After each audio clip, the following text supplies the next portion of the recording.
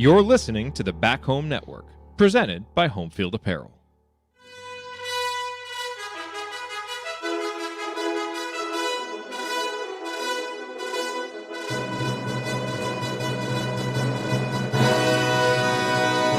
And welcome, Hoosier fans, to another dejected episode of the Assembly Call, as tonight your Indiana Hoosiers fall to the Wisconsin Badgers 91-79. It was the 8,000th consecutive loss for the Hoosiers at the Kohl Center, and it was a night where the how was much more important than the what. If you came into tonight and said that Wisconsin was going to beat Indiana by 12 points, I think a lot of people would have said, okay, I think that was very close to the analytical expectation. The spread might have been 11. But this was a night where the way that Indiana played, the decisions that they made, the composure that they showed, the strategy that they were being asked to play was just extremely disappointing to the point of bewilderment. And so Indiana drops to 12-7. They are now 4-4 in conference play. And during this game, Don Fisher, who has seen more Indiana basketball than anybody, good and bad, said the following. Now, I didn't hear this on the radio, but enough people tweeted it. So if for some reason I'm quoting this wrong, let me know, because I didn't listen to him. But enough people tweeted this. He said, "In my 51 years behind this microphone, I will say something that I've never said before. I'm embarrassed for this team, and it has nothing to do with the score." And this came soon after C.J. Gunn's ejection for elbowing Max Klesmit in the face, which we will talk about as we go through this show. But this, to me, was a game where I felt like the players brought effort and brought energy and fought till the end and were focused, but the strategy that they were being asked to execute just did not make sense against this Wisconsin team. And we are going to break that down here on this edition of the Assembly Call IU Postgame Show. I'm Jared Morris, here with the coach Brian Tonsoni and Ryan Phillips. And guys, let's start the show the way we start every show, and that is with our Hoosier Proud banner moment. And a lot of times on losses like this, the banner moment kind of feels like a formality and we rush through it. But I really want to give some credit to Malik Renew and to Mackenzie Mbako for the way that they played in the second half, the way that they kept fighting there down the end. And to give a particular example, we'll go back to when it was 77-61. And just a terrific stretch by these two guys who are playing in an offense that asks players to make individual plays, and they did it. Malik had a terrific post move, one of many that he had throughout this game. Mackenzie Mbako had a nice little drive and hit a mid-range two. That made it 77-65. A possession later, Mackenzie Mbako drives, gets it stripped, but sticks with it, gets the ball, scores, and one, gets to the line. What impressed me about this was how these two guys stuck with the game, continued to fight, and they are two extremely important building block players for this program. Now, we never know from one season to the next who's staying, who's going. Rosters are so transient in this day and age of college basketball. But these are two guys who have the talent and the skills and really, I think, show the mentality, especially Mbako, kind of showing that his growing mentality of competing more consistently, that they can be guys to build around. 28 points tonight for Renew, 17 for Mbako, most of them coming in the second half. They continued to play hard, continued to make plays in a game where it really felt like Indiana just, never really had a chance to win for a lot of different reasons, many of which we will break down on tonight's show. All right, now let's talk about our presenting sponsor.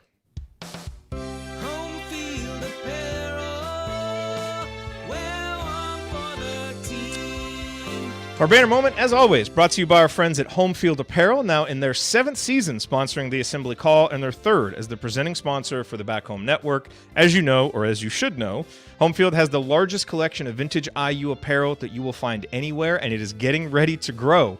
Connor Hitchcock was on our show a couple weeks ago and let us know that a big IU refresh is planned, and that's why you should get on their text message list and on their app or however you want to get notifications when they have new stuff, because a lot of times it goes fast, and so you want to make sure that you can be there to order. So sign up.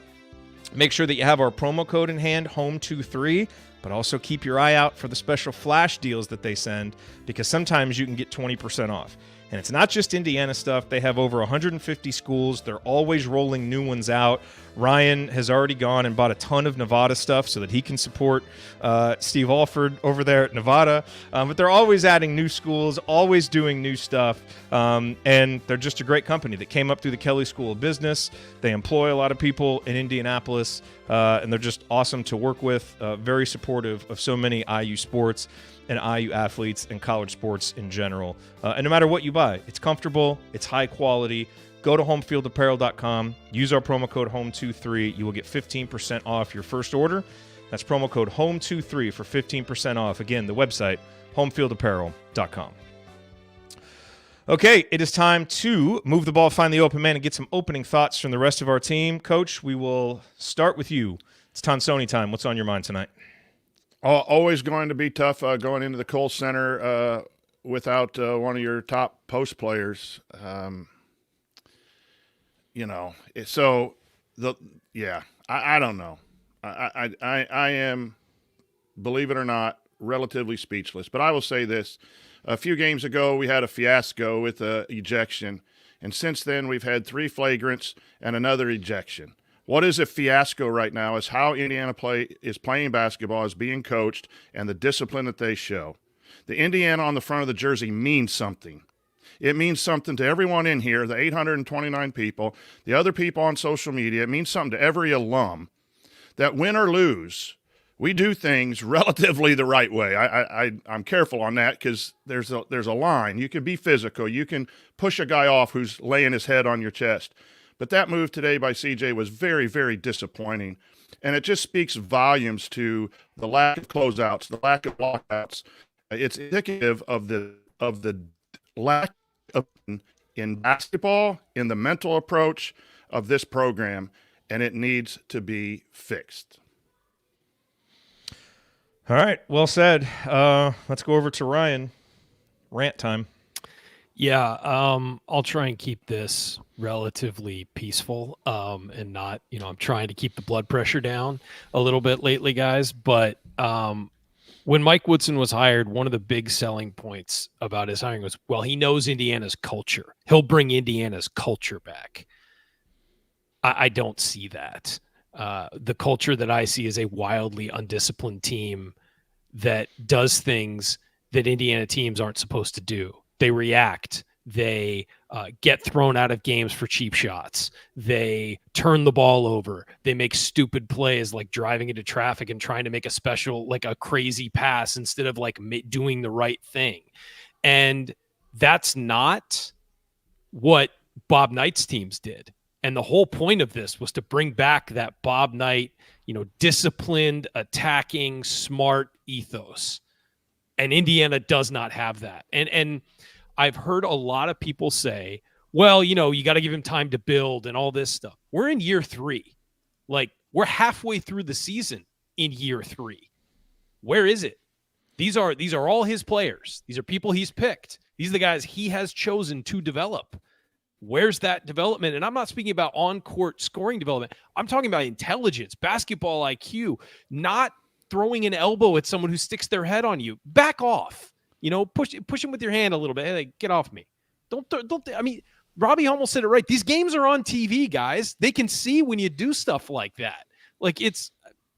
So I would just say that we've had a lot of people say this is about this and it's about keeping it in the family or whatever. If this is the culture we're getting from a quote unquote IU guy, I'll pass on it.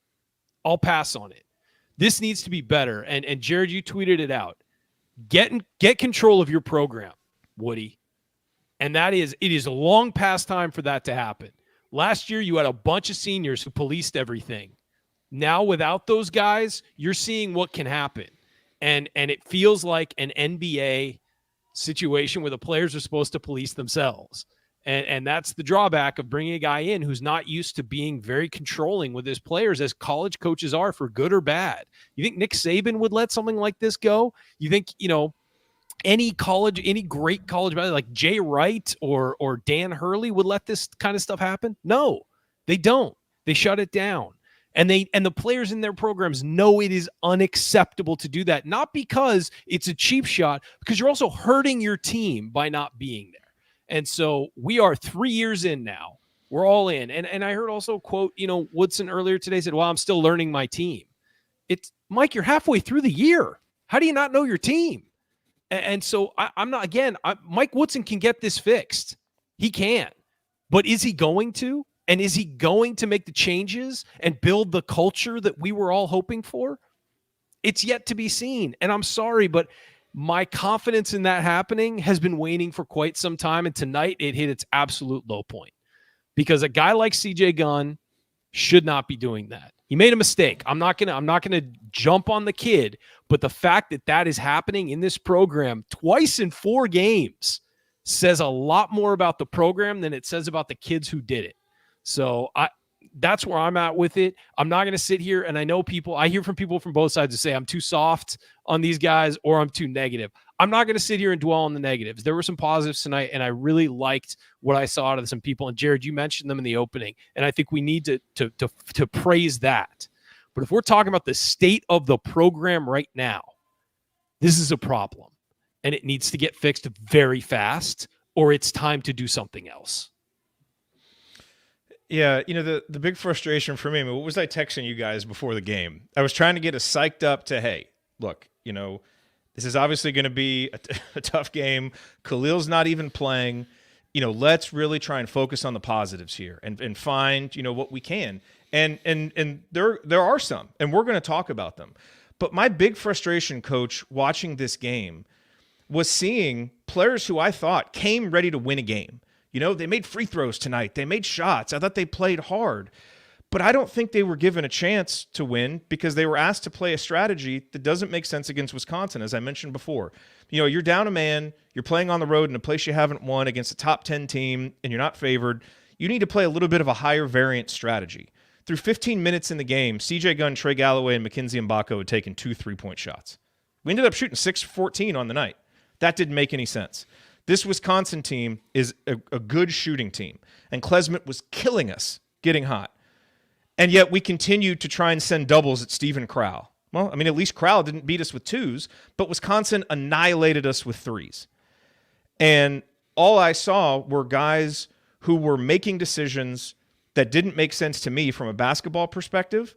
But then as soon as I started to get frustrated with them, I thought, yeah, but they're doing what they're being asked to do. That's the thing. And that was just incredibly frustrating to me. There have been other games like the Rutgers game. I thought we had a poor plan, and I didn't think the players really fought that hard. I thought there was a lot of shared blame in that one, and that one was extremely frustrating. I thought, obviously CJ's decision was a bad one. There's no question about it. And no one played perfectly. But gosh, I thought these guys really fought hard tonight. But they just weren't put in a position to have a chance to win the game. And I think that is such a frustrating thing to watch as a fan. And part of it is just, juxtaposed with the mindset I tried to have coming into the game, and I just found it impossible as I was watching it to maintain that because it was just play after play after play where it's like, Coach, we took 6 long 2s in the first half. What are we doing? What are we doing? I do not blame the players for that.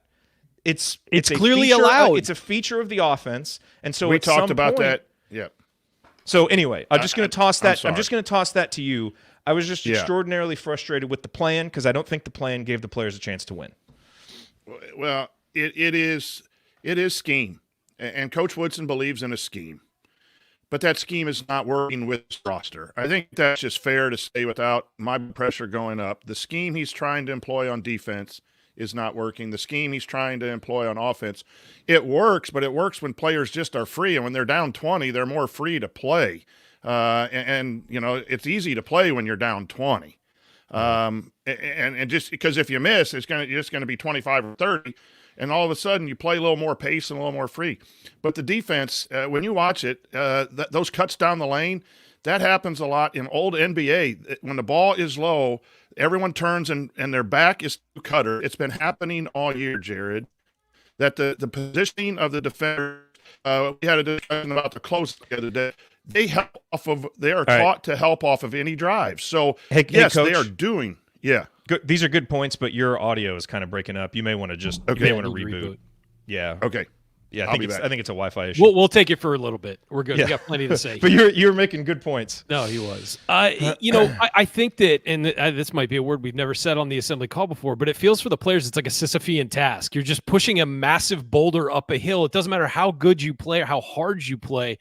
What you are being asked to do doesn't help the team. The defensive system, it's very obvious that last year they had a bunch of veteran guys in that system who knew each other really well, communicated really well, and could cover for the flaws in the system. That's essentially what it was. And you had on offense, you had 2 NBA players essentially running the offense, and everybody else was just out there as window dressing and would occasionally have a good game or two. It's not even necessarily flaws in the system. It's the system can work with the right personnel. It's just not. It's not this personnel. No, and I'll say this.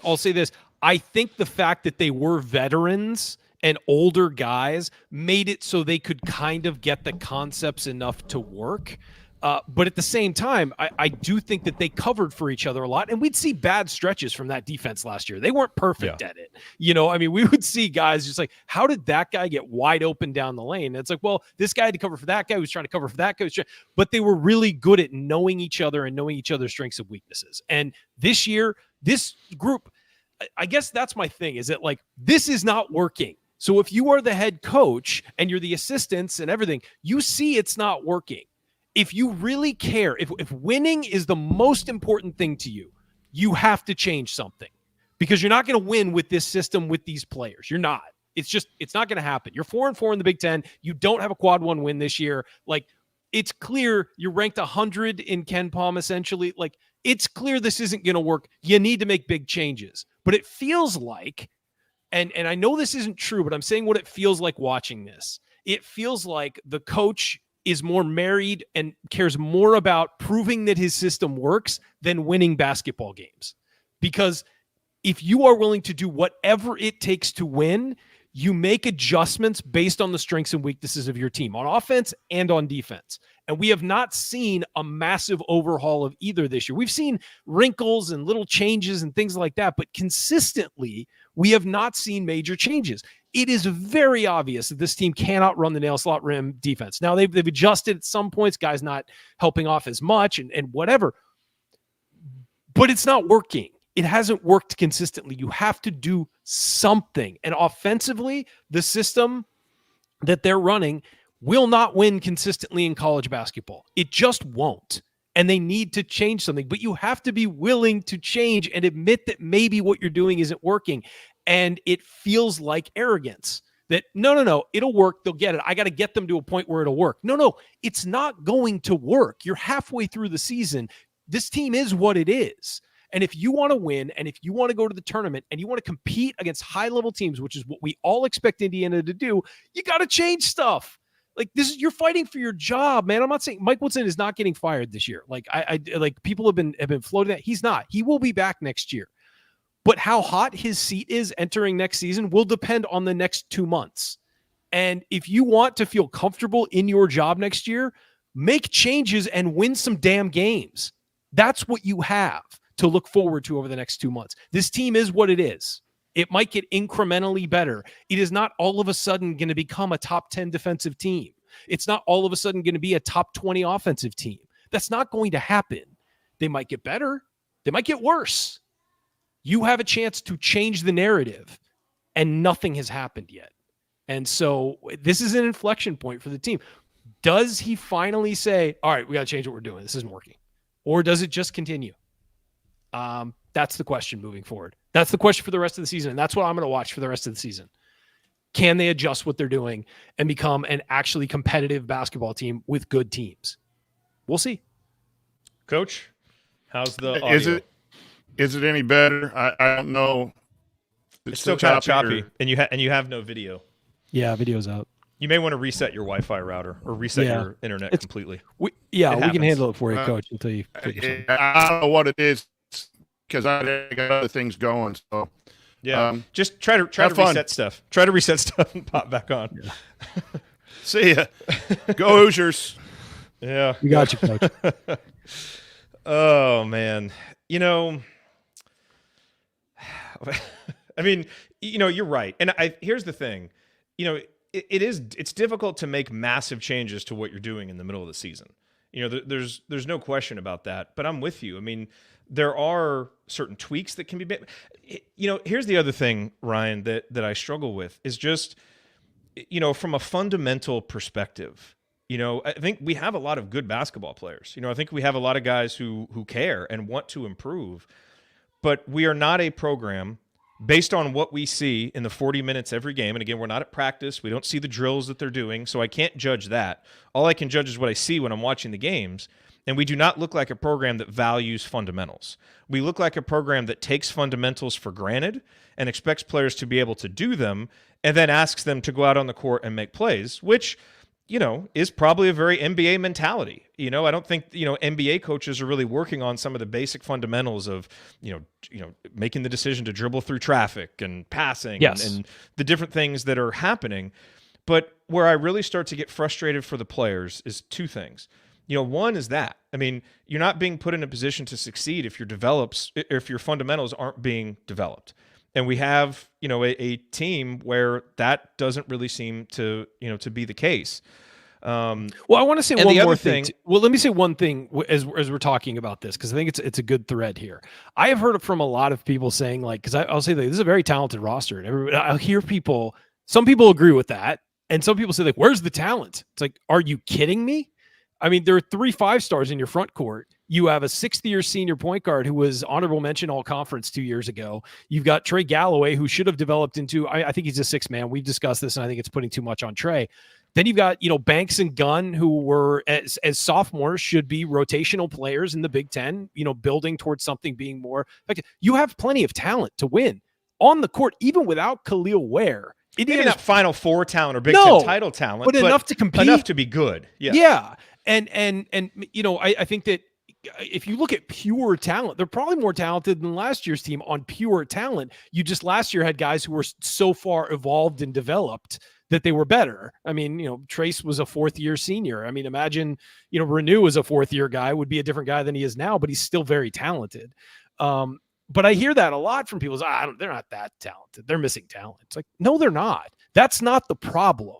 The problem with the players has been you step on campus with talent. It's whether or not it is developed and taken to the next level and then deployed properly. And I think we can say development and deployment of talent has been a problem with this program. And it's not just Woodson. This has been a problem since Archie Miller. And I would say even maybe Crean's last year, because Crean was real good at developing guards and had some really good, when he had guys for multiple years, his interior players got better too.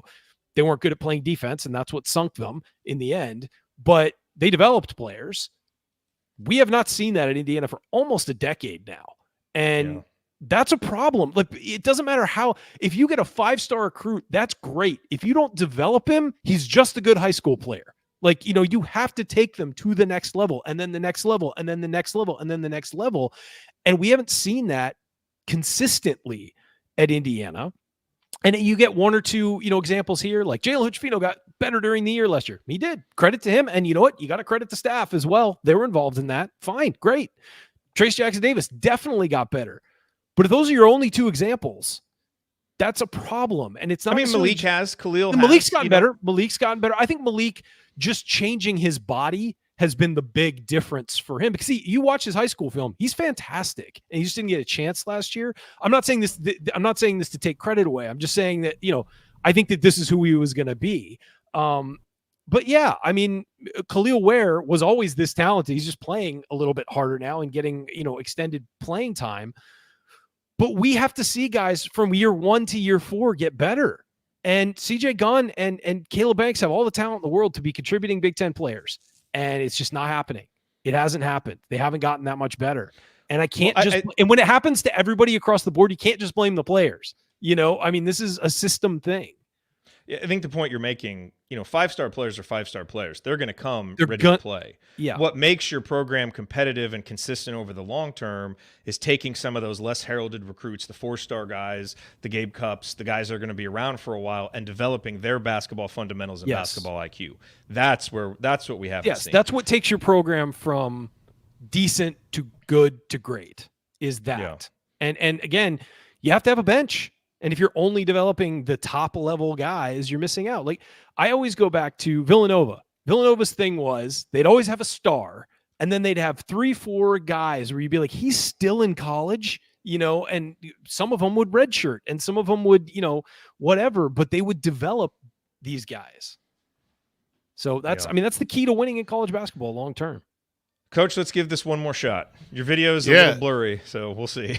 I don't know. We've had weather here today. We were out in Indiana. No way. Yeah. So I don't know if that's it because we didn't have any issues last night. Not at all. On the The show. audio at all. sounds better. The audio sounds better. So let's let's rebooted give it- and. We were talking about fundamentals. The last thing I want to cover in the first segment here is the CJ play. And again, I think it's perfectly fair to say, hey, Klesmit baited him. Klesmit definitely embellished the contact. There's no question about that. But the issue is, if you're CJ Gunn, you just can't make that decision. But the problem I have with it, Coach, I'm disappointed in CJ. I think it was right for him to be ejected. I think there should be further, consequences for that. But the problem is he has now been brought up in a basketball culture that enables that kind of stuff to happen because it's happened over and over again. And, in any individual case, you can say, well, it's a basketball game and that happens in the heat of the moment and blah, blah, blah. Okay, but at what point do you draw the line and say this isn't acceptable? Even if you're not worried about it being a dirty play, which you should be, it takes an important player off the court. It was X in one game, it's CJ in this game. Who's it going to be the next game? Well, if there's not a hard line drawn that this isn't acceptable in this program, then that's going to continue to happen. That's my frustration. I was frustrated with CJ, but you look at it, it wasn't a malicious play by CJ. It was just a very dumb, reactive play by CJ within a program that allows that to happen. That is I think the frustration, the reason why everybody jumped on it wasn't just that individual play was so bad. It's that it is a continuation of the undisciplined, dirty play that we have seen from this program, that isn't what Indiana basketball is supposed to stand for, to Ryan's point. And so at some point, that's got to get cleaned up, and it's got to get cleaned up, right now. And so I'm not going to rake CJ over the coals forever about it. He needs to grow from it and get better. The larger issue is the culture of this program has to change and improve to where you're not even considering making a play like that because you just know better. The flagrant 2 is the issue. You can push the guy away, and if they call it an intentional foul or a flagrant 1, flagrant 1s are the old intentional foul, whereas you're not trying to hurt anybody, but you do it on purpose. Excessive. So I wouldn't mind standing up for yourself in a situation. There's ways to back off, put your hands up, point to the guy, do something like that. But when you raised that elbow up and you hit a guy, that it had to be called. He went towards his face. I mean, yeah, and whether it was embellished or not. What I mean is, if he wanted to hurt him, he could have the, hurted him. That's what I mean by it wasn't malicious. It was just silly, right? But it just, again, it's just not smart basketball. Just like X's wasn't smart. The hook and holds when you get an intentional flagrant 1, not so bad. You're in the heat of the battle and your arms get locked up. But yeah, that was a disappointing. That is a disappointing play overall, and it just, this team lacks fundamentals and lacks discipline. That's just it. I think the guys are playing hard. They're doing what they're taught to do. And it's just that they are not doing it, executing it in a way that is competitive against the best teams on the schedule. And that's why you get beat double digits against good teams, because you're not as disciplined to do the right things over and over and over again. And there's many places to point the blame. And I'll say this, I think what's most concerning to me about it is it's not a freshman who's played 8 Big Ten games doing this. These are guys who've been in the program that are getting ejected. And I think that is telling. It's not just some kid who's, who you can take back and admonish, and he'll be like, oh man, I screwed up. Like, these guys they know the score. They know the game. They know what they're doing is wrong. And they still did it. And they still think it's okay to do it, clearly, to some degree. So that's what's most concerning to me. I mean, there are times I want to elbow you in the face, but I stop because do you it's do just it? Not acceptable. Yeah. See? Well, you only get to see me like once a year, so the opportunities are limited. Let's be real. It's I'll wear a chin guard at the live show in a couple weeks. All right, coming up as we continue our breakdown of Indiana's 12-point loss in the Kohl Center, we'll point out some meaningful moments you might have missed. We'll talk about actual plays from this game, and then we'll go inside the numbers to highlight some of the most important statistical notes from the game. You're listening to the Assembly Call. Stick with us.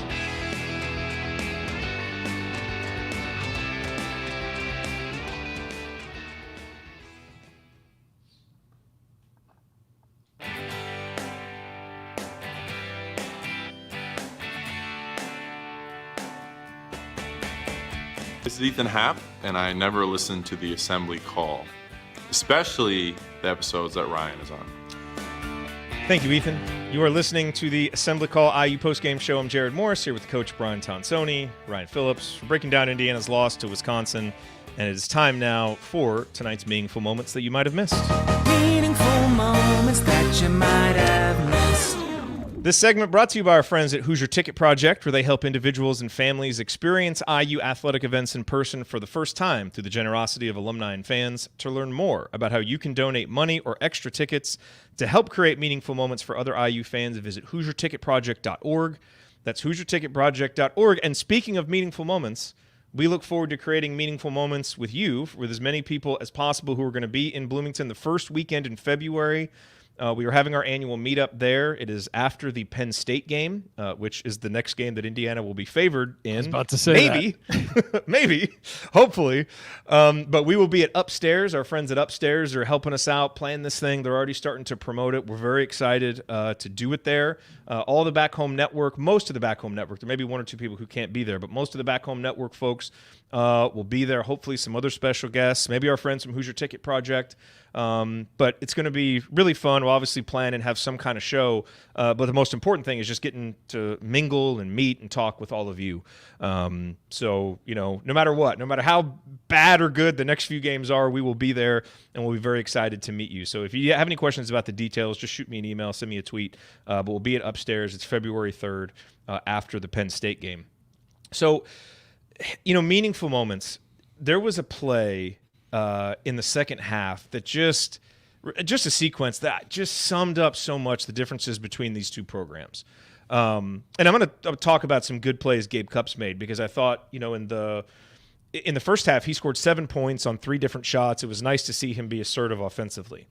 But in the second half, once again, Indiana started out the half relatively well, just like they started out the first half well. This is a theme with this team. And they had cut the lead down to 43-33, and it felt like there was a little bit of momentum. And so we got a rebound. We're on a little bit of a break. We had an advantage. Wisconsin was scrambling defensively. Gabe Cupps got it on the left wing as Mackenzie Mbako was trailing down and ended up, a little bit further up to the right on the wing. Gabe drives, draws the defender. The two Wisconsin defenders were a little bit confused on who had Gabe, who had Mackenzie Mbako. But what happened is Mackenzie Mbako was wide open, standing there for a 3, hands out.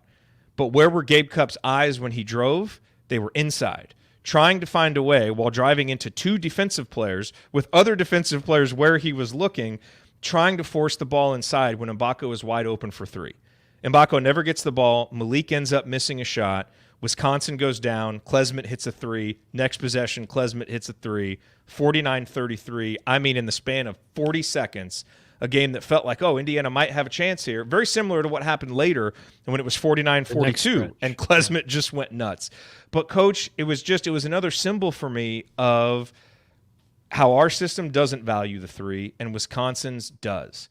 There was a play later on where Wisconsin throws it in the post, and Klesmit just does a really nice job of relocating to make it a longer closeout for Gabe Cupps. But he stays behind the 3-point line, made sure he got the good look, and he drilled it. And you watch some of these things, and you can just see in certain programs how they value and work to get 3s and emphasize it, where that first look is, if you're driving like Gabe Cupps was and you're just going into a sea of humanity with all these defenders, you should be able to recognize that Mackenzie is right there. He should be calling for the ball. You see him, you get it to him. That should have been a 3-pointer. And we don't seize those opportunities, and instead we get killed by them on the other end. And again, is that a mistake Gabe Cupps made? Yes, in a basketball sense, but I also think he's doing what he's being taught to do and the habits that are part of this program. And that's the frustration to me. So I just, that play just summed up a lot of the frustrations that I have. And it's interesting because offensively we scored 1.27 points per possession tonight, which is wild. But as you said, Coach, a lot of that was a little bit later when the game was a little bit more comfortable and not as competitive and all those things. That's where stats are flawed. Like they can Wisconsin stopped playing defense at 12 minutes because they were up 19 and they knew there was no fight. They could score on whatever end they wanted on the IU end. Exactly. So, yeah, No, I that's mean, a if fair we point. if you go back and we pump our chest out because we got 1.27, yeah, guys made plays. We commented on it. It was nice to see them make plays, but it's great to make plays when you're down 19. People have been kicked out of the ball game and the game's at hand, right? So meaningful points per possession. But going back to your initial point, it happens every game. It does. I talked the last game about Walker. Ibaka was open in the corner and one pass to Walker, and he shoots a three. And so it's everyone looks inside first and looks inside second, and then if you get a three, it's and when Indiana plays better, this is where you're so correct, Jared. It's pace. It's throw the ball up. Gabe Cupps makes a play where he kicks the ball up a long outlet up the sidelines in the first half or second half maybe, and Mbako hits a three. It might have been the second basket of the first half or the second half. Yes. And one pass, shoot the three. But I don't know that is encouraged. That was just Gabe and Mbako doing it before someone told them to throw the ball inside. But when Indiana plays with pace, they do get some threes, and they do get the ball inside with a lot more ease, and they can do both. But it really is something to keep watching is what is this team coached to do? What is the scheme? What is the system? And then, we got to be careful on the players. If they're doing what the coach says and it's not working, then that's a coach issue, right? If the players aren't hustling or fighting or doing those things, then that's a player issue. But just like the defense, the post feed, we had Renew feeding Sparks once on the wing and everyone standing and watching. And I thought Peyton did what Peyton could do tonight. He's one of my highlights tonight. He was asked to come in, and he played hard. Peyton Sparks played hard.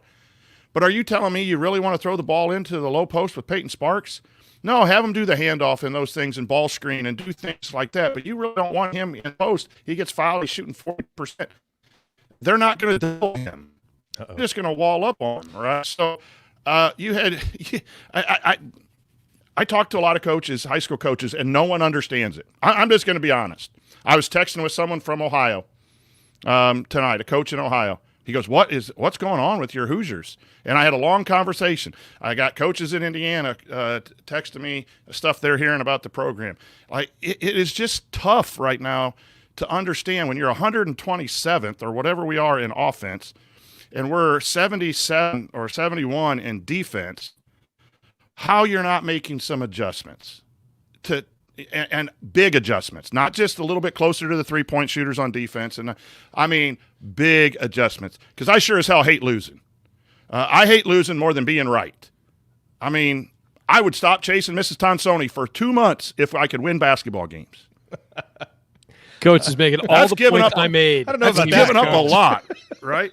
Coach is making all the points I made when he was gone, and I love it. Sorry. No. I appreciate it. Trust me. Double up on that, but you're backing me up, because that's exactly what I said. Is that you have to like winning more than you like your system, and be willing to make changes. But I would say, Jared, it's the same conversation, but you pointed out that run Indiana made, and then all of a sudden it flips. With 16:52 left, they were down 16, made a 9-0 run, cut it to out of a timeout. It was a great timeout. Cut it to 7. Cut it to 7, come down on defense, and the rotation gets screwed up. Klesmit hits a 3. They come down. Trey misses a 3. Wisconsin comes back down. Another bad rotation leaves Klesmit wide open. Boom, hits another 3. 18-2 run by Wisconsin. You had it cut to 7. And they go on an 18-2 run because you allowed a guy to shoot a 3. You came down and missed a 3.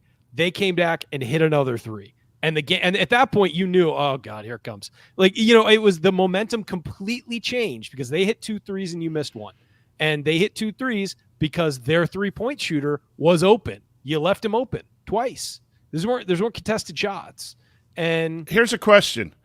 Does Klesmit score that many points in an Indiana offense? No, God, no. No. Absolutely not. No way. Because you don't emphasize perimeter players. I mean, it's that simple. So if I'm a transfer guard, I'm watching this. Am I coming here? Unfortunately, we didn't catch that, Coach. I'm sorry. Yeah, you're. But You may have to go. You may have to go chase Mrs. Tonsoni, Yeah, Coach, because get out of here, man. Don't put yourself through this. Go. Why don't you go deliver Andy a turkey burger? Cheer him up a little bit. Make his night a little bit better. The most negative thing just happened. Turkey burger. I pulled a bunch of quotes from last night. You can't hear. I'm done. Gone. Yeah. Can't hear me. We got you. Go chase Mrs. Tonsoni, Coach. Yeah, we got you. Stay warm too. Yeah, we got you covered. Thanks for trying, Coach. But yeah, it's just it's Turkey burger, my ass. God, that was fun to be on that show, Jared. You missed out, my friend. I was laughing hysterically. I was listening. I was about 45 minutes behind. I'm just laughing hysterically when that whole thing was happening. It was great. It was great. I just got to be a fly on the wall for that one. No, I just think that that's the thing. You said, does he do that in offense? No, because I mean, you had a guy who could shoot like that, which was Miller Kopp could shoot like that. How many shots did he take a game? It's like about 4. It wasn't the offense's job to get him shots. Wisconsin sure as hell works to get Klesmit shots. I know he's a more versatile player than Miller. I know that, but still, it's the philosophy, and it just wouldn't happen here. And that's why, honestly, Liam McNeely is an outstanding high school basketball player. I love him, and I think he steps up against his best competition. That's one thing I really love about him is he plays best against the best. He's awesome. What's his fit next year? But he's a guy who can go make plays. That's true. The thing. True. Like, I think he'll fit well if true. Well, no. here's Here's other the thing, pieces Jared. around him. Here's the thing, Jared. He's not a primary ball handler, and this offense is pick and roll with the point guard or feed the post. That's what it is. So where do you get points from the wing in this offense? Mackenzie Mbako does it when everything breaks down. He's just like, screw it, I'm just driving to the rim. Like, or he gets the ball and fires a 3 very quickly. But it doesn't feel like it's the offense is designed to do that. It feels like he's doing that. And maybe McNeely fills that role or whatever. But I mean, he's probably going to be your most skilled offensive player next year, purely skilled offensive player. And he's in a position that this offense doesn't emphasize. And so that's my question is everything going to change because he's there? Boy, and I'll tell you something too. We spent a lot of time in the first 2 seasons talking about, Mike Woodson's hands are really tied here because you've got Trace Jackson Davis, you've got Race Thompson, you got to play through these guys. And Mike Woodson talked about it himself. It was almost like he's begrudgingly running this system because of who he has. Well, and then, okay, you get a guy like, Khalil Ware. Okay, and you already have a guy like Malik Renew. It's like, okay, we've got these 2 big guys. Now, we've talked a lot about how you could play differently with them. They can both play on the perimeter. But here's the thing. Tonight, Ryan, Khalil Ware is out, okay? You have a chance. If you really want to go 4 out, 1 in, you had your chance tonight. And look, I was okay. I didn't like it. I would have listened to an argument for why you want to start Peyton Sparks because you don't want to get killed on the glass and you don't want Malik or Mbako to get an early foul trouble on the road. If that was your reasoning for starting Peyton Sparks, I would have listened to it. But after that first stretch, he needs to back up Malik and not play with Malik ever again because those 2 just don't form match a lineup that work. That's why their net rating coming into tonight I think it was 46 minutes they'd played together. It was minus 46. Like those lineups hadn't worked. And you had a chance tonight to go 4 out, 1 in, but instead it almost felt like they played the 2 of those guys together as much as they could. Even if you want to go a little bigger or, not like a 4 perimeter guy, put Anthony Walker in there and stick him on the perimeter. Like, I mean, at least you have some athleticism and there's a little bit, he's technically sort of a post guy. You could have him out there, but not have him clogging up the middle. Yeah, I don't understand. Yeah, let him drive like that one drive that he had, which was great. When he had space, it's amazing. He had space and he drove right to the basket. The ideal situation is putting Mbako at the 4 and then 3 guards out there. Pick them. I don't care. Put CJ Gunn. If you don't want to start Xavier, put CJ Gunn out there. But I guess my point is though, it's like we've been waiting for Mike Woodson to get this change. I mean, at what point do we just assume this is how he wants to play? This is just how he's going to play because it's what we've been doing.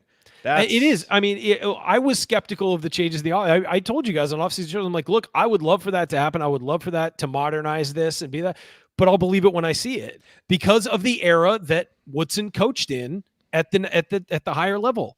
was that when you did have two post guys on the floor, you didn't have stretch fours. You didn't have a 5 that could go out and shoot threes. Like, it was a different era of basketball. It was a lot of one-on-one, and it was a lot of ISO, and it was a lot of pick and roll and tossing it into the post and played through guys like Shaq and whoever the bigger guys were at that point. Like, and then you had a guy like a Kobe type. That was the archetype everybody went through, who could drive by everybody or shoot. And you had shooters on the wings, and they'd get the ball off a driving kick or a kick out. That's it. But that offense isn't what people run anymore. It's modernized and things have changed. And so I was skeptical that this would be some big sea change. And even when they got Khalil, I was like, hey man, if I'm looking at this, I think Renew looks better as the straight pivot on offense, and Khalil, on defense, they'll flip, but Khalil looks better on the perimeter, facilitating from out there, pick and pop type stuff, because he can shoot. And then, eventually you switch him off a screen and get Khalil a post and Renew. But that hasn't happened. They've run a lot of double post stuff. I mean, like, why? Like, it just clogs the lane and makes it tougher on those guys. So I know we are where we are. And again, we've heard we want to play different. We want to do this. Until we see it, this is how they're going to play. Well, what's really interesting too is Khalil and Malik have played a lot better this year together as opposed to when they've been on their own. And so I can kind of see why that's the focus. But again, that's a program thing. If you've done that for 3 years, are you just going to suddenly like make a wholesale change next year? I mean, maybe. I'd love to see it, but that's my question. Like, is that actually going to happen? Or at what point does this just become the identity of what the program is? Because you start to get a reputation, recruits start picking you based on that, and you can almost get pigeonholed into it. So it's just, it's obviously not something we're going to solve in one night. It's just something to watch moving forward. The other meaningful moment that I wanted to point out is Xavier Johnson, I thought in the second half, had 2 really nice drives that looked like the old Xavier Johnson. Yep. And I thought he had a stretch in the second half where he looked like the old Xavier Johnson. Yeah, and I mean, not like, it wasn't great. I mean, he finishes with 8 points, 2 assists. He had, a couple of really boneheaded fouls that just weren't good decisions. But this was a step in the right direction for him. I thought his mentality was better. I thought he competed more defensively. He stayed within himself and didn't get caught up in a whole lot of nonsense. And I thought Robbie Hummel made a good point. He's had 2 foot injuries. And even if you're 5% different as an athlete than you were before, that can play games with your head. And I do think that is part of the stew that has been this season for Xavier Johnson. And he's not a guy, even as a 6-year senior, that is very good at handling his emotions and channeling some of that. And so he's made some regrettable decisions that I thought there should have been at least more outwardly visible consequences for. We don't know what happened behind the scenes. Maybe that helps you nip some of that stuff in the bud. So it's not to absolve him from the things that have happened so far. But if you're just watching X as a basketball player tonight, it was a step in the right direction. Seeing him make those drives, be a little bit more aggressive and confident getting into the lane, that's what we haven't really seen from him. And then he had, in the first half, he had a nice little screen and roll, little pocket pass to Peyton Sparks. We're starting to see some of the things from X that we've seen when he's been at his best that we just haven't seen a lot so far this season. And so hopefully as we, kind of look forward and how can this team get better, if this is a building block type night for X. Now, we said the very same things after the Ohio State game, and I think it's going to be ups and downs, but tonight was a little bit more up than it's been, at least worth recognizing, I think. Yeah, first, I thought that stretch in the second half, he played a little bit better. Yeah. And more decisively, I would say that's the big thing. Do you have any other moment? The other moment I wanted to point out was Gabe Cupps in the first half. The first shot that he hit was a long 2, whatever. Not a fan of those shots, but he was actually the only one that hit the long 2. But the 2 that I liked were the 3-pointer that he made, which was it was kind of off the secondary break. And he hesitated a little bit, but shot it, made it. That was nice to see. But the best one, Ryan, was he got the ball on the left baseline, and Wisconsin really overplayed him to pass. So he just said, screw it, and drove baseline, hit a nice little reverse layup. The sum total of it, it was 7 points. That's nothing to write home about. He didn't take a shot in the second half. But I did think, you're looking at what's the formula for us to do something here against Wisconsin. Getting 7 points from Gabe Cupps was definitely part of it. Like, you got some offense from that position, which was nice to see. X finishes with 8 points. So from your point guards tonight, you got 15 points. That's better than what we've seen. And so it was at least nice to see Gabe be a little bit more assertive, taking shots and making movements he was comfortable with. So again, we have to get better point guard play. I thought you saw some steps in the right direction, especially offensively, from both Gabe and X tonight. And especially Gabe's. That came when the game was still competitive, which I think is why it was more impressive. And Gabe needs to turn a corner offensively. He really does. And it's not, again, we've talked about it. It's not fair to him that he has to, but he has to. I mean, if he doesn't, this team is really sunk. So he's got to start taking shots and he's got to start attacking. He really does. I mean, because teams are they're just leaving him alone, Yeah. So.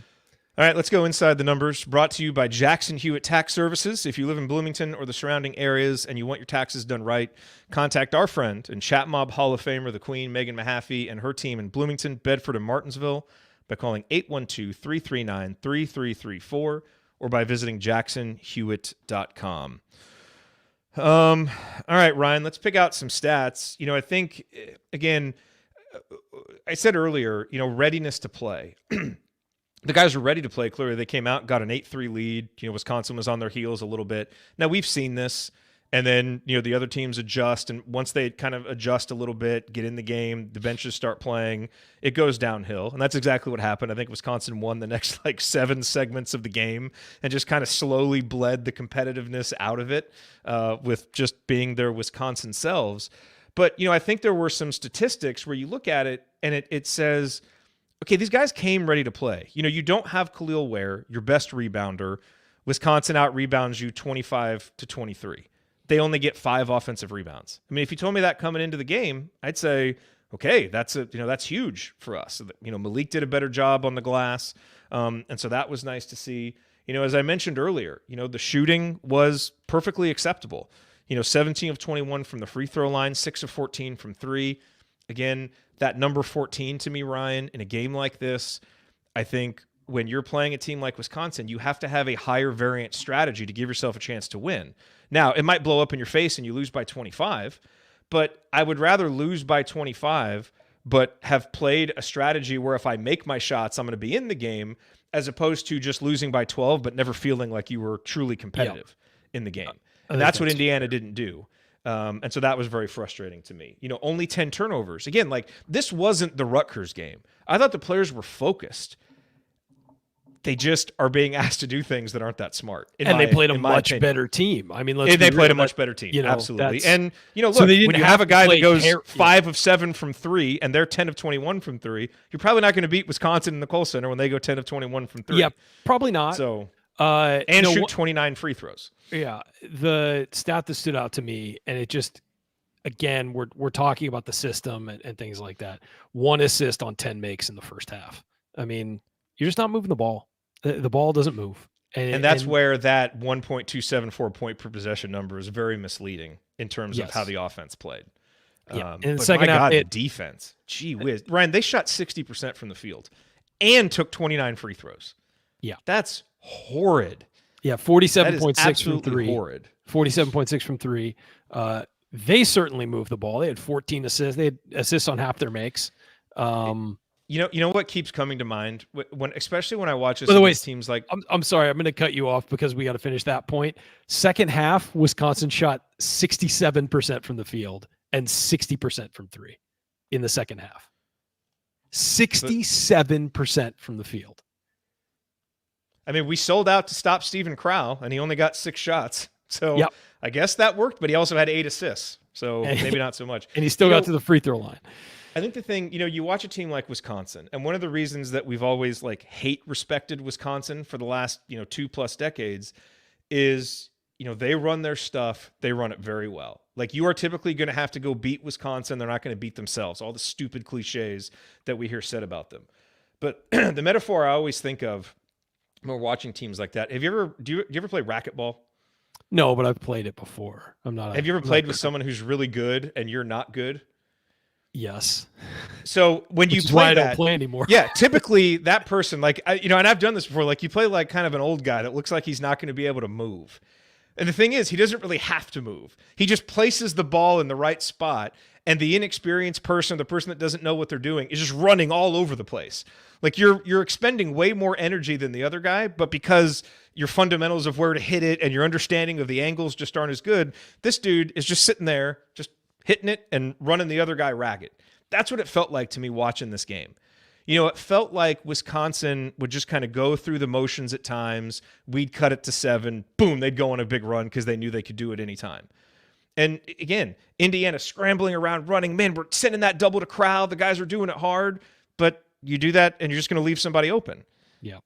And again, not for lack of effort or trying, but just because it's so extremely flawed, especially against this particular team. And so we were that inexperienced racquetball player. And look, part of it is because we are actually inexperienced. We have a young team. So that is part of it. The coaching staff hasn't had a chance with all of these guys to fully develop the fundamentals. It should just look better than this. That's the thing. You get in these conversations with folks, and it's like, well, what do you want? Khalil didn't play tonight, and folks, they've got a lot of new guys. It's like, yes, that's all true. That was baked into being ranked 50th in KenPom. Or even if you want to say maybe they should have been 60th, they shouldn't be 100th. That's the thing is, as much as we expected this to be a struggle, no one expected it to be this bad, and it doesn't need to be. No, and I think that, you're looking at this team right now, and let's just be real. This isn't negativity, it's truth.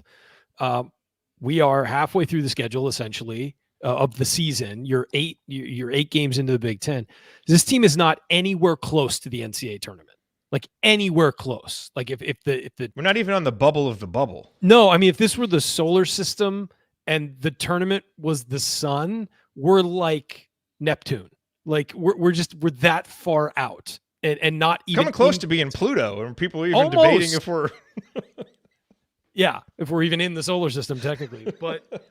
But no, it's the kind of thing where they should be better than this. Like, I'm sorry, I know it's new guys and young guys. Oh, it's rebuilding because you lost 2 NBA guys. You got 2 more NBA guys. Like, it's not. They shouldn't be. There was going to be a drop off. They were a 4 seed last year. They weren't going to be a 4 seed this year, but they should not be here.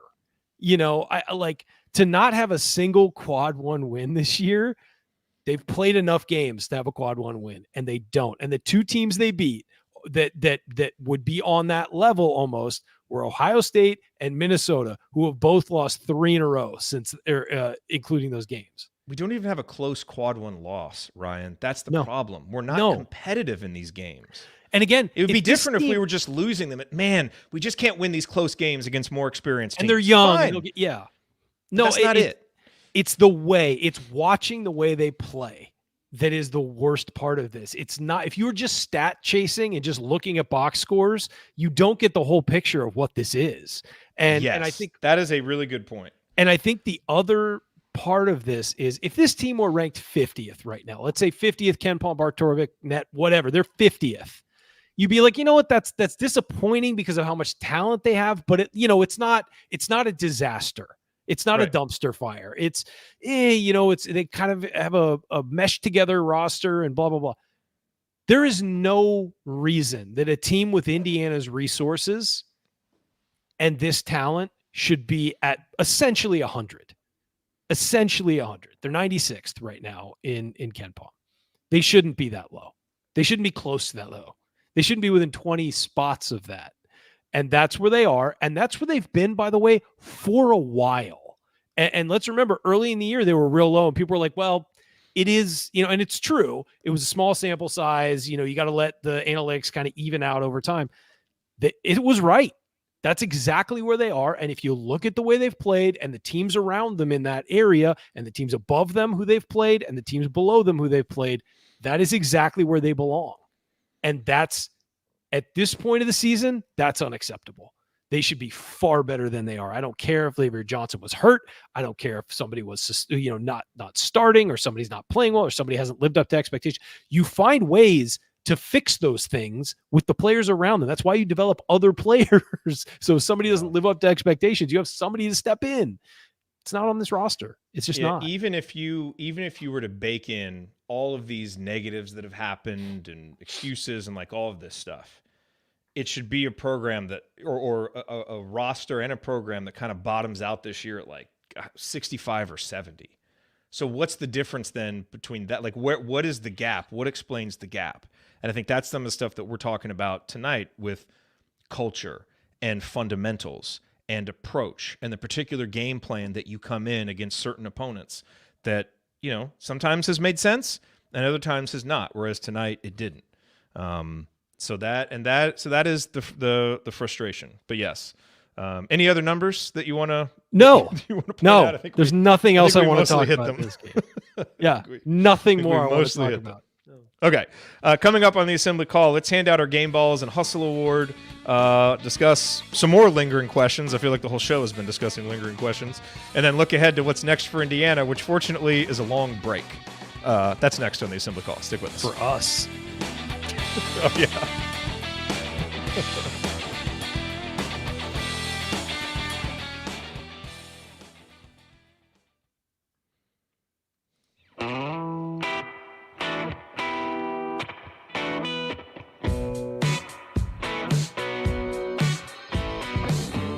Hey, it's Romeo Langford. What's the only thing better than hitting a game winner to beat Wisconsin? Celebrate it with friends afterwards. Join Jared, Andy, Ryan, and Coach on assembly call after every IU basketball game. Go Hoosiers. Thank you, Romeo. You're listening to the Assembly Call IU postgame show. I'm Jared Morris, here with Ryan Phillips. Coach Tonsoni tried to be here. He tried his best, but his internet was working about as well as Indiana's defense tonight. So he had to leave us. So he's chasing Mrs. Tonsoni somewhere. But it is time now for our game balls, presented by our friends Allie and James at Bloom Environmental, and they want to make sure everyone knows about radon, a colorless, odorless, radioactive gas that is the leading cause of lung cancer in non-smokers. And according to the EPA, Monroe County and other surrounding counties throughout Indiana are expected to have elevated levels of radon above the action level recommended for mitigation. Contact Bloom Environmental today, mention assembly call, and get a free radon test kit and mitigation estimate. You can learn more at bloomenviro.com. That's bloomenviro.com. Ryan, I don't think there is any debate about who gets the game ball tonight. It's the guy who played 40 minutes despite being injured. When he knocked knees or whatever in the first half and he comes out wearing the brace. I almost tweeted and I couldn't get the tweet out because I don't know, my browser messed up, but I was going to say if he's at all injured, sit him for this half. Yeah. It's not worth it to risk further injury. He comes right out, has a dunk on his first possession of the second half, and then he ends up with 20 second half points. Once again, Malik Renew just taking over a second half, and was just relentless offensively. Doing what Malik Renew does, and so far from a perfect performance. But and again, I do think it's fair to say that some of this offensive production came when the game was a little bit less competitive. But he also, made tough shots and continued competing on that end. And so that explains some of it, but guys still have to stick with it. And unfortunately, the tonight was a flawed plan, but I credit these guys for doing the best they could to try to make it work, and Malik is at the front of that line. Yeah, it's Malik Renew, 40-minute. He led the team in points, minutes, rebounds, turnovers, but that's what you expect when you play 40 minutes. The guy's relentless. He's absolutely relentless, and he doesn't give up. And I've said this for weeks now. He's the team leader. He's the guy who's the leader. And I don't know who's the vocal leader in the locker room or whatever, but on the court, he's the guy who walks the walk. He's the guy they look to. Game. Every single game, he walks the walk. And I don't care what you say. I care what you do.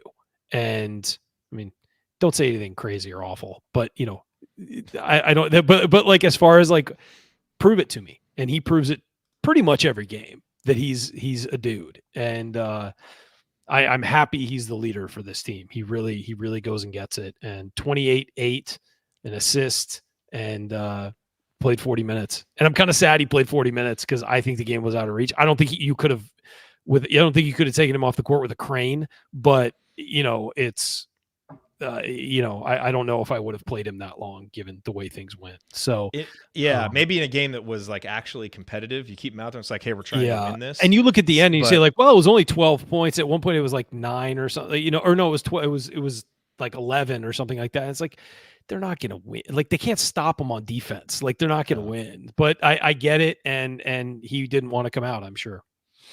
Yeah, and and we've asked for Mike Woodson to ride the starters a little bit more at times in some of these games. It's just, to me, it's one of those context things. It's I'd love to see this, in one of the more competitive games. So you always have Malik out there, and there's not that risk of drop off. It was nice to see tonight. Just maybe not the right time for it, but whatever. That's a very small nitpick, and Malik stepped up. Quick pop quiz: do you know who leads the team in game balls this season? It's either Malik or Ware. Well, yeah, of course it's one of those two, but who? No, I'm just kind of thinking. I coming into tonight or with tonight? With tonight. So Malik gets it tonight. With tonight. Has Malik passed him? Well, that's what I'm asking you. I'll say Malik now. No, it is Khalil Ware. He still has 8. Because Malik's Renew been has 6. coming lately, Yeah. and so it's Khalil 8 racked a lot of them up. He early. did. He built a big lead, but now in the, that's why, because we haven't called his name in a while, and that's why I was thinking maybe Malik had come back. Well, the other and guy he was out for a game, 2 games now. So yeah. And, the other guy who's coming up is Mbako, who has 3, and then you got a bunch of guys with 1. And speaking of Mackenzie Mbako, I have a feeling we'll be talking about him here in just a minute. Let's give out our Hoosier Hustle Award. The Hoosier Real Hustle Award. Hi, this is Anthony Leal, and it's time for the Hoosier Hustle Award. But first, let's talk about my friends at Security Pro 24/7, who provide trusted and reliable security for your event or business. From Bloomington, my hometown, to Evansville, where Coach Calvert Chaney grew up, and everything in between. Just like hustle can't be measured by stats, prevention can't be measured either, but it has a huge impact on your bottom line and peace of mind. So let the security pros at Security Pro 24/7 help you prevent a bad outcome today. Visit securitypro247.com to learn more. That's securitypro247.com. And tell them Anthony Leo sent you. Thank you, Anthony. Anthony, continuing to deal with an injury. I think it's a calf issue that he's had, so he's been out. I know some people are asking why he didn't dress. That's why he's got an issue or a leg issue that just isn't quite healing as quickly as they wanted, but hopefully he'll be back out there soon. Sometimes, Ryan, after losses, I hate the segment, because it's like you don't want to give out hustle for a loss. Tonight is not one of those. Nope. I think you can make an argument for Gabe Cupps. You can make an argument for Malik Renew, but he already got the game ball. You can make an argument for Peyton Sparks. I think if you wanted to, you could throw in a vote for Xavier Johnson for this. I'm going to give mine to Mackenzie Mbako. And it's, again, you can point to, well, what about those times on defense when he was caught ball watching and someone cut on him? Like, yes, he still is an imperfect player, very imperfect, especially in terms of awareness and some of those types of things, and he'll get lost on defense.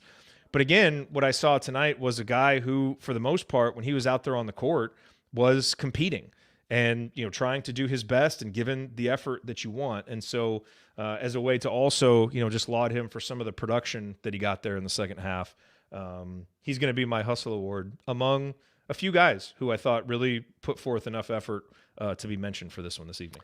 Yeah, we're throwing this to the chat mob. I think I agree with everything you said about Mackenzie, but I'm giving it to Peyton Sparks. I thought his energy, if we're going straight hustle, and Mackenzie continued to play, and he played hard through the end, and so this is really splitting hairs. But Peyton Sparks out there provided energy and lifted the team with his energy at times.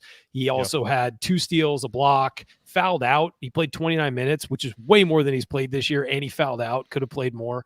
I don't. He's an imperfect player, and I think that some of his actions tonight were imperfect, but that you cannot question that dude's heart tonight. He played really hard, and he earned more minutes. I think he's not a great offensive player. He's not a great defensive player, but on a team that needs, God, I hate that I'm going to say this. On a team that needs a spark. I was going to say it. I didn't even think about it. I mean, you had a chance. Like, it was there. I couldn't think of another word. You could have kept him in there. A team that needs a jolt. You go with team that needs a turkey burger. Yeah, well, no, let's not go there. They don't need that. Nobody needs that. And if you're at home, everybody just settle down. I'm looking at you. If you're at home, you don't need that. Anyways, I got regular burgers. That was my favorite part when Andy protested and said, "I do make regular burgers." Right? Like he wanted you to know he does make regular burgers. You're 7 feet underground. You've buried yourself that far. Stop trying to come back. So I give it to Peyton Sparks. Okay, so we're sending this to the chat mob. Can someone tally up some votes and then let me know? Maybe Coach, let me know who gets it. I saw some votes for Cups. So anyway, there are a lot of votes out there. Do you know who leads in Hustle Awards so far this year? It's very close at the top, but one person does have more Galloway? than the others. Galloway is one of 4 players tied with 3. For second place or first? For second place, yes. Oh, so we have one person with 4. Is first Malik? No. Okay. Malik has not won a Hustle Award all season, actually. Interesting. I would have thought we'd have given him somewhere we gave Khalil the We've actually been good about that, about actually providing hustle, not the second best player this year. I don't know. Anthony Cups. Walker. Like No, Gabe Cups. Oh, it's Cups. Okay. I think he had the first 2 games, I think they both went to him. Okay. All right. So lingering questions, Ryan. So Indiana doesn't play again until Saturday, and we're not going to spend a whole lot of time on Illinois because, I mean, goodness, number one, it looks like Terrence Shannon is coming back to play. Plus, they have games between now and then, and we're not the 2 on this show that people go to for that kind of information. So we'll talk more about the Illinois game probably on Thursday on Assembly Call Radio. But as you look at lingering questions now, Ryan, what is this? This team has a week off. Like, now is the time. Like, if you're going to change or tweak something, now is the time when you have actually some time in the season to work on yourself. Yep. And you don't get a lot of these because a lot of times you have 3 games in 8 days. You've got this break. And again, we're not in practice and we're not making these decisions. And so, maybe this is a pointless conversation to have, but it is, I think, an interesting thought exercise. What do you do? What do you do with this time? What levers do you pull in practice that you can work on fundamentally or schematically that can actually change things for this team down the back half of the Big Ten schedule? So I'll say this. We talk a lot about like things that Indiana could do here or there. And people say, like, well, Mike Woodson knows that. He's not stupid. It's like, I know Mike Woodson knows more about basketball than I will ever know. Exponentially more. I fully admit that.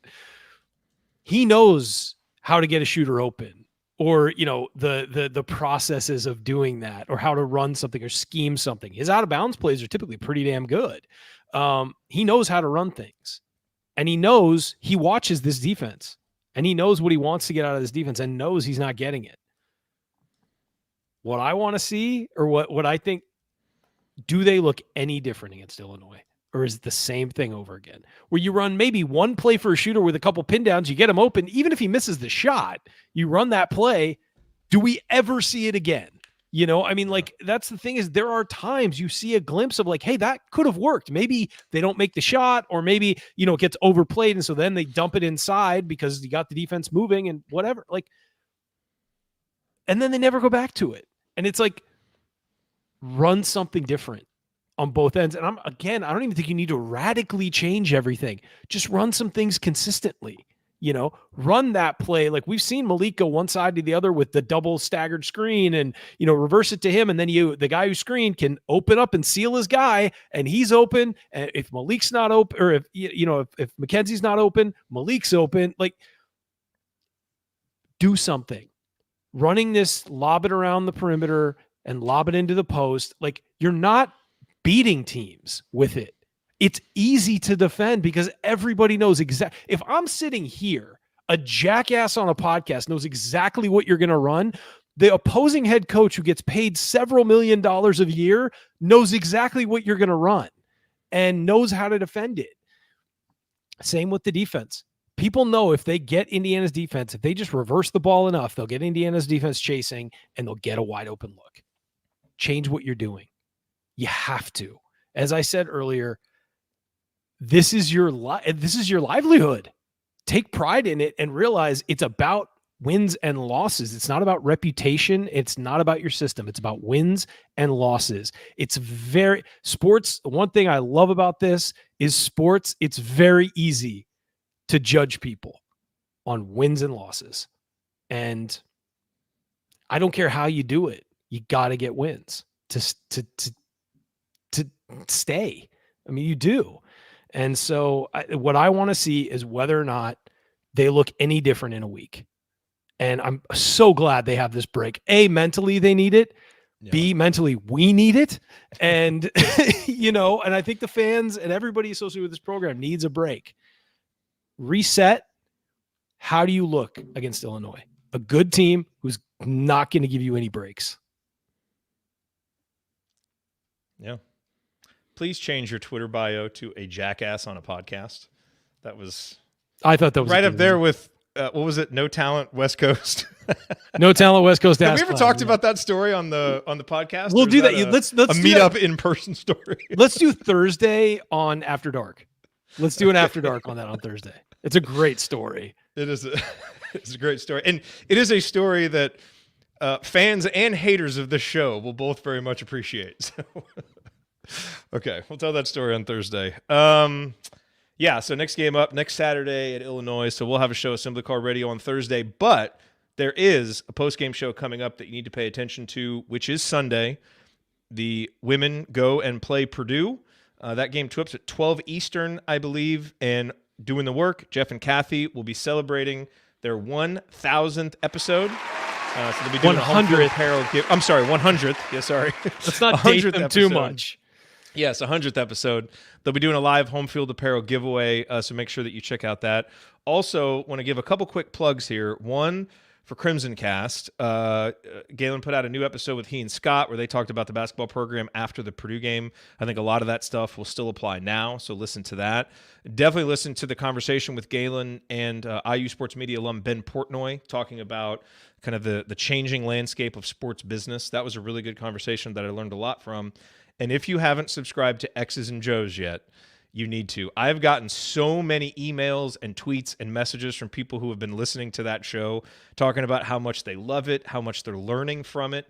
They did their last episode, which we just published earlier this week, is all about roster construction. What do the best programs do when it comes to recruiting priorities, how they set up their roster? How does that compare to what Indiana has been doing? What are the right models to follow, at least based on what's actually empirically worked? It's a different kind of basketball conversation between those two, and it's hard to describe until you listen to it, but listen to it, and I think you'll really enjoy it.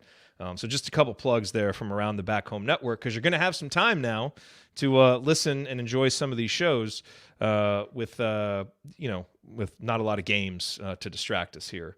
But what is going on here? Coach is back? No way. What? Hey, turkey burger, ass. Can you hear me? Yes, yeah, you're there. I was in the chat mob. I heard there's a jackass on the show. I wanted to come see it. And you're already breaking up. And that's it. Yeah. Yes. Kick him out. See ya. Kick him out. His Wi-Fi is about as good as IU's defense from this evening. Oh, let's wrap this up. Let's wrap it up. Yes. Remember to check out our friends at Home Field Apparel. Use the promo code HOME23 at checkout to get 15% off your first order. It's last call. I feel like we've probably said everything there is to say, but any concluding statements from you, Ryan? Yeah, I mean, Indiana just has to be better. The program, with all the resources, the fan support, you've got everything you need at Indiana to be successful.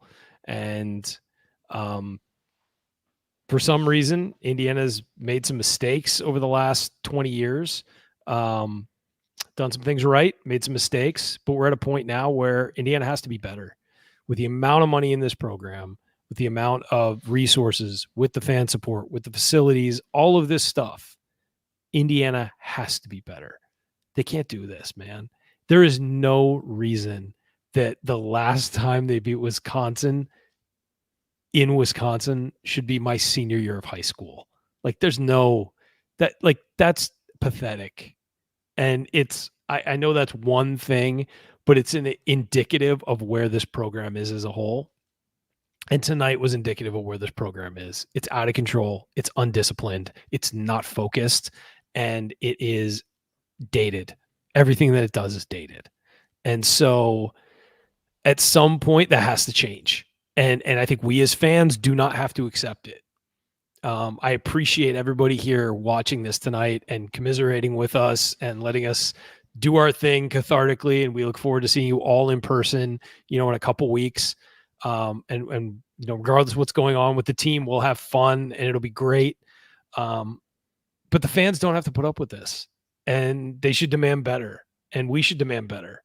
And I think it's time to start demanding better. And I'm not saying, again, that anybody needs to be fired. I'm just saying things need to get better. Yes. And that doesn't mean clear the slate, fire the entire athletic department outside of the, women's basketball coach and the football coach, but soccer coach too. But that doesn't mean volleyball. We're not. Oh yeah, volleyball's good. Yeah, it's true. We got some good coaches. Baseball's not bad. Yeah, we're doing good. Baseball's awesome. No, there's a lot of programs doing a great job. But at some point, you have to demand changes at the very least. They don't have to be coaching changes, but there need to be changes. And Indiana clearly needs to make changes in basketball. This is we're year 3, and you should be progressing, not regressing. And this team is definitely regressing and the program is regressing. So changes need to happen. And tonight was the starkest example we've had that changes need to happen. And I don't know what form that takes. I am not a basketball coach, but something needs to change, and dramatically. Because I don't think that Indiana, if Indiana ever misses the tournament, it should be by the skin of its teeth missing the tournament, not being in the conversation. And right now, Indiana ain't in the conversation. So you don't pump this amount of resources into NIL, into recruiting, and to everything else, and have a packed arena with 16 to 18,000 crazy people wanting you to win every night to not be in the conversation. So that's got to change. Hey, shouts to the guy on Twitter who goes by the name of Colin Cowherd, even though it's not actually Colin Cowherd, because this guy had like 8 followers or something like that, who I had to mute because he wouldn't stop insisting that all we do is pump sunshine and can't look at the program objectively. And he's clearly never watched the damn show. Yeah. Trust me, I wish we could just pump sunshine. Introduce and him to me. Was good and all that stuff. But look, the thing is, you don't have to respect our opinions on this, and you can think that we're jackasses with a podcast, and in some ways we are, and that's all fine. Don Fisher is embarrassed. Don Fisher. The man's been around for 50 years. He clearly holds Mike Woodson in the highest regard. I mean, everybody who was around when Mike Woodson played adores Mike Woodson, loves him. And he's been such a huge figure in this program for a long time, and obviously still is. He's the head coach. But for Don Fisher to say in the middle of a game that a Mike Woodson coach team is embarrassing, do you realize what that means? So, argue about the Ken Palm number, argue about all these other things. When was the last time that you heard Don Fisher say he was embarrassed about an IU basketball team? Never heard it before. Never. It's never happened. So, our words carry the smallest of weight. Don Fisher's words carry tons of weight. So let Don Fisher have the last call for tonight. And once again, what Don Fisher said is, in my 51 years behind this microphone, I will say something that I've never said before. I'm embarrassed for this team, and it has nothing to do with the score. Things have to change. Like you said, it doesn't mean all the people have to change, but the people within the program have to change what they're doing so that we can start getting different results. It's a mic drop. It's a lead line. mic drop. So that'll do it. If you want to see us do the show live and be part of the live chat, make sure that you subscribe to our YouTube channel, youtube.com/assemblycall. Don't forget to go to our Substack at assemblycall.com and join our free email newsletter. Special thank you to Bob Thompson for the music you hear on the show. Special thank you to John Ringer of rigdesign.com for designing our logo. As always, we thank you for listening, especially everyone who is here live. We'll be back next Thursday to talk IU hoops again with you. Until then. Take it from me, Max Bielfeldt. Keep your calves flexed, your elbows in, and your eyes on the rim. And go Hoosiers. All right, I got to get out of here, folks. Thank you. Thank you. Thanks for coming out. Here I come. This is Stunt Sony. I'm usually one that's more apt to have like a turkey burger as opposed to a hamburger. Like, I just can't deal with that. I've never run so quickly to my computer to cut drops as I did last night. I should have been sleeping. I'm very tired right now. And 11:45 at night, I was cutting drops because that entire conversation just had me rolling on the ground laughing. So good. It's the highlight of the year so far. Yeah. Thursday night, we can talk about the classic Facebook group that was centered on me, my senior year of college, that all of my friends joined, and then quickly the numbers swole. My two best friends started it, and like jokingly, and the numbers swelled to like 5,000 people. It was like immediately, and it was not a flattering portrayal of me. So we'll talk about that's a good tease. We'll talk about it. That's a good tease for Thursday night. Any quick thoughts on Terrence Shannon being allowed to come back and play? Apparently, temporary injunction. I think it's a disgrace because of his draft position. That was your reason. I can't believe they used that reasoning. You have to go look this up. Look up that was the judge's reasoning, right? And why he was doing it. there might be a chance that it gets overturned. One of my friends was telling me like that they could appeal that and have it overturned. But man, like if that's why, I think there's insufficient evidence here. We don't have enough. Like, it's perfectly fair. Hearsay, we can't convict somebody on hearsay, blah, blah, blah, blah, blah. It's, hurting his livelihood is something, but to like cite draft projections as why they literally like said those guys know ESPN's mock anything, draft. by the way. Like if he gets cleared, his draft position is going to go right back up to where it was. Like, Look, I've probably been the one who's advocated more than anybody that I think Zach Edey can find a role in the NBA. But ESPN's most recent mock draft, they put him at 14th, which was clearly just clickbait midseason. Of course, this doesn't matter. We need a hook for this. Yeah, I think on the previous one he wasn't drafted. Like it's clearly to create. So this, and I just use that as this is an example of what they're taking seriously, apparently, as a judge. By the way, I don't know. Go look that up though, because it's wild. Asinine, just asinine that's your reasoning. Now again, if there's a legal reason, like, okay, I'm not saying I'm a fan of it, but if you're using ESPN and Draft Express's mock draft, Bleacher Report or whatever, and you're averaging mock draft positions, like what? Like, no, you're insane. So I don't know what'll happen. I mean, it might be there's nobody with standing to appeal that. I don't know. But we'll see what happens. He hasn't played in a while, so but was he getting to get one game before IU? Yeah, it'll be interesting. We'll talk about that Thursday. Does that maybe mess up some of the chemistry that now they've built without him? Because you look at it, it's like, oh man, Shannon's back. Could you possibly be catching them at the right time? Actually, who knows? We'll talk about all that stuff on Thursday. For now, let's go to bed and hope that the Packers can come through tomorrow, because that will make my wife very happy, which will make my life very happy. So, good luck. I don't know if it'll happen. Don't think it'll happen. Former 49ers fan over there too. Hey, if my dad's working for him, I'm a fan. Supportive. No, I support it. Supportive of your dad. That was good. But it's just interesting that that's the way it worked out. It is. All right, everybody. All right. Thanks, everybody, for being here. Talk to you soon.